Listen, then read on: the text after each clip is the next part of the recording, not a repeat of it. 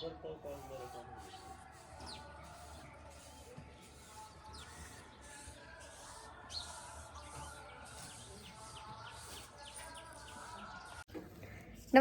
जय जिजाऊ, जय शिवराय, जय शंभूराजे. तुम्हा सर्वांचं नवीन ब्लॉगमध्ये सहर्ष स्वागत. तसेच सकाळचे वाजलेले आहेत 7. तो बघू शकता व्ह्यू. मी सकाळी जो तुम्हाला व्ह्यू दाखवला जो स्टार्टिंगला तो आहे 6 वाजताचा. तेव्हा सुद्धा सूर्य उगवला आणि आता बघा आत्ता सुद्धा ऊन यायला सुरुवात झालेली आहे. त्याचप्रमाणे आमच्या घरावरचा बालाजीचा नाम बघू शकता. सगळ्यांनी खूप छान म्हणले आणि मी स्पेशली ते विसरून गेले होते नालामध्ये, पण बघू शकता व्यंकटरमणा गोविंदा गोविंदा. आज गुरुवार आहे, आज आहे उपवास. त्याचबरोबर आमचा लकी बघा त्या घासणीच्या पर चौथा करण्याच्या मागे लागलेला आहे. आणि आता आम्ही निघालो भैरवनाथ मंदिरामध्ये, कारण की आज आहे दंडस्थान. आमच्या सगळ्यांचं आवरून झालेलं आहे. सकाळ सकाळ सगळे उठलेले आहेत. छानसा असा गुरुवार असल्यामुळं कोणीच खात नाही, कारण की आज सगळ्यांचा उपवास असतो. माझा आणि डॅडींचा. सोनूचा नसतो, आईचा नसतो. सोनूचा मेकअप. सोनू हे बघा लकी अजिबात ऐकत नाही, त्याच्यामुळे आई कसं धरून थांबली त्याला. तर आता फटके बस खाली खाली बस बस खाली बसला बसला बस खाली बस. बाहेर गेला लय शहाणा होते रे. दात जर लागला तर मग बघ. Bye Lucky. Lucky bye. खाली बस तू. लकीला आम्ही जिकडं जाऊ तिकडे लकीला यायचं असतं, त्याच्यामुळे एवढी गडबड चालली. नको नको बस खाली बस बस खाली. बाय बाय बाय लको. तर चला आता आम्ही निघालो मस्तपैकी.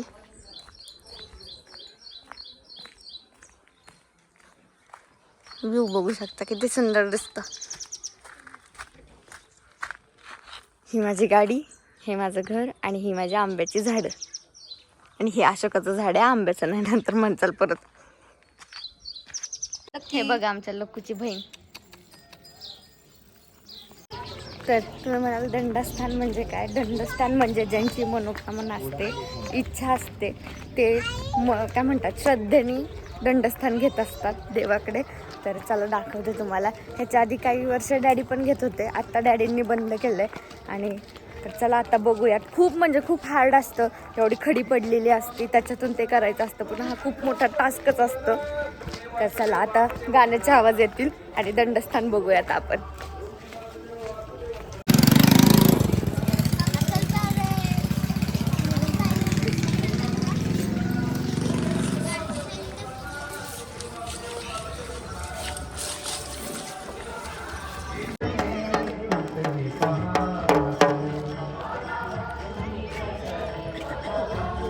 श्रवण नाही.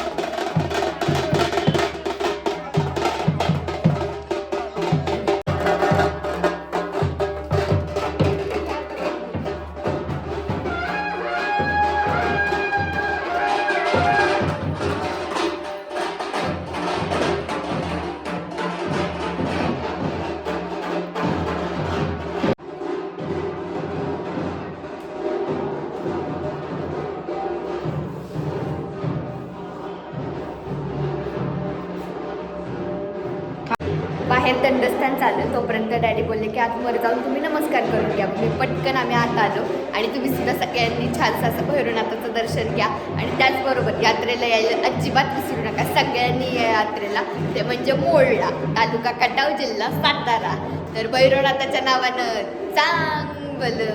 आणि खरंच आमचं एवढं छान मूर्त्या दिसतात ना, एकदम प्रसन्न दिसतात. तर चला आता बाहेर सगळे आलेले आहेत, तर तुतारी पण वाजली.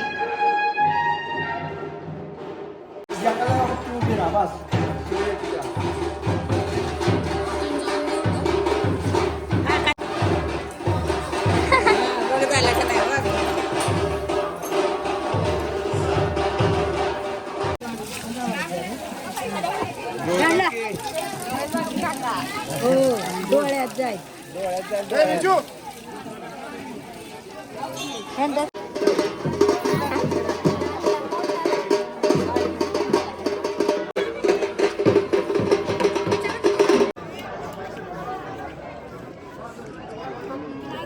छानसं असं दंडस्थान झालं सगळ्यांचं.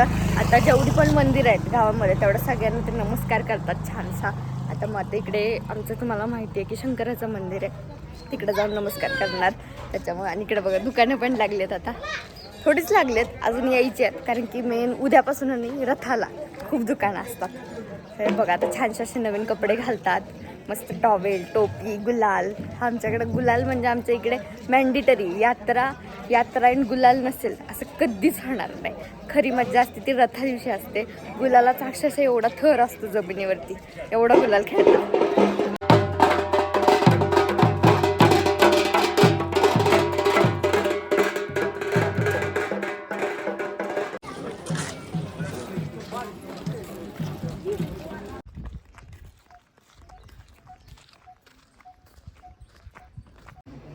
घरी आलो आता मस्तपैकी. आता मम्मीने उपवासाचं केलं आहे, म्हणजे की माझ्या आवडीचा वरईचा भात, दही मला खूप आवडतं खायला. म्हणजे आजी खायची त्याच्यामुळे मला तीच सवय लागली. खिचडी खाल्ली की मला माझं पोट दुखतं, त्याच्यामुळे मी खिचडी खात नाही. सो वरईचा भात इज द बेस्ट. आणि चला आता मी नाश्ता वगैरे, म्हणजे माझा आज हा नाश्ता आहे उपवासाचा.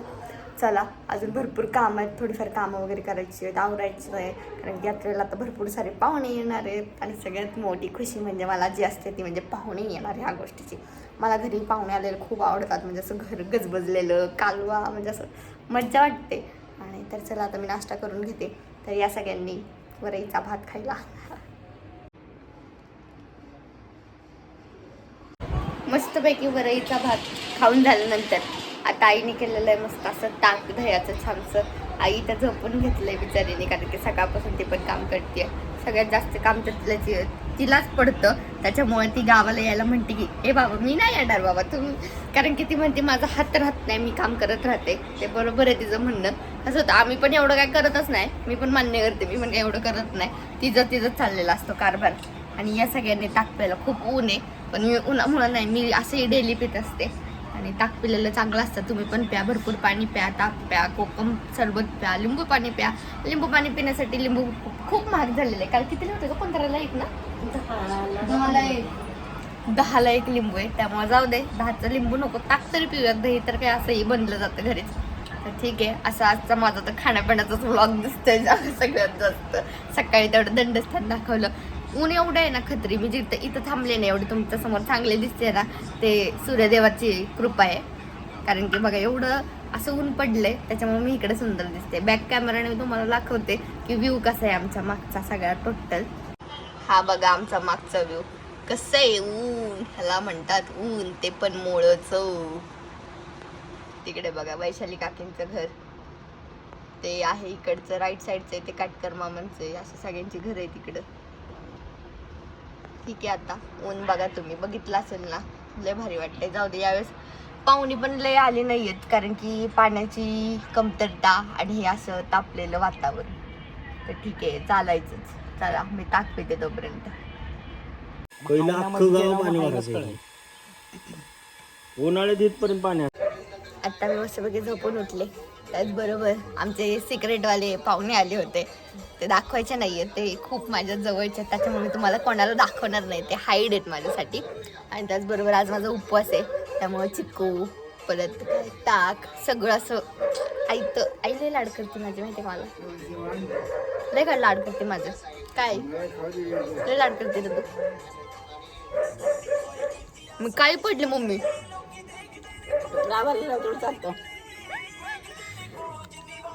बापरे. तर मी आता लाईव्ह गेले होते आणि तेवढ्यात मी आता म्हणजे स्वयंपाकालाच लागणार होते, तेवढ्यात सगळे बोलले साप आहे साप आहे साप आहे. सगळे साप बघायला पळत आले. कुठे साप काय माहिती. पचका होणार आहे सगळ्यांचा. दिसणार तर नाहीच आहे, मला नाही वाटत दिसेल, कारण की ते खूप स्पीड असतात, खूप चालाक असतात, ते खूप स्पीडनी जातात. तिकडे बघू शकता साप आहे आणि तो तिकडे आमच्या घराकडे येईल, त्याच्यामुळे सगळे त्याला हे करतात. ते तिकडून तिकडे जा बाबा, इकडे काही येऊ नको घराकडे. ते सगळे पुढे जाऊन थांबलेत, मी एकटी मागे थांबले. मला खूप भीती वाटते सापाची वगैरे. पचका झालेला आहे सगळ्यांचा. 10 मन होती आणि ती खूप स्पीडने जातात. काय काय ना 10 म्हणलं सगळं. ही आमच्या घरापुढे जांभूळ आहे. ही 3 वर्षाची जांभूळ आहे. जेव्हा लॉकडाऊनमध्ये आम्ही होतो इथे खेळायचं, इथं आम्ही झाडं लावली होती, त्यावेळेस ही जांभळ पण उगवून आली होती आणि आता तिला फळं लागलेली आहेत, छानशी पिकलेली आहेत. पिकलंय बघा, तिथे घडच्या घड आहेत. आता ते कसं आहे, इथे बघा एकच पिकलंय, अजून असतील कुठे कुठे बघावे लागेल आम्हाला. पण भारी आहे ना, दरवाजात सगळे आम्हाला फळ आहेत. आंबे, जांभळ, काय श्रावण. आता सगळेजण छान असे जेवायला बसलेले आहेत मांडी घालून. आम्हाला खरं बाहेर बसायचं होतं, पण बाहेर पडलं एवढं सिमेंट त्याचा फुफुटा, त्याच्यामुळे कोण तिकडं बसतच नाही. आणि आता मस्तपैकी आम्ही, माझा आणि डॅडींचा उपवास आहे, आम्ही बसलोय मस्तपैकी उपवास सोडायला. सोनू मम्मी जेवतात आहे. काय सोनू मम्मी, कसली चटणी ग? कारळ्याची चटणी आणून दिली बाबू काकाने, मला पण थोडीशी दिली.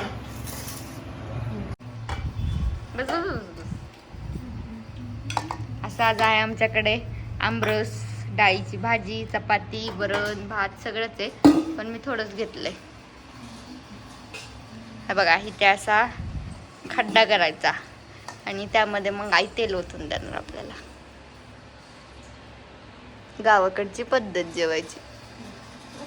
हा बस, मी जास्त तेलकट खात नाही ना, त्याच्यामुळं असं. आम्ही दिवसभर एवढं दमतो की रात्रीचे 9 वाजले की 8:30 झाले की 8:30 ते 9:30 या दरम्यानमध्ये एवढी झोप येते आम्हाला की आम्ही डायरेक्ट असं होतं.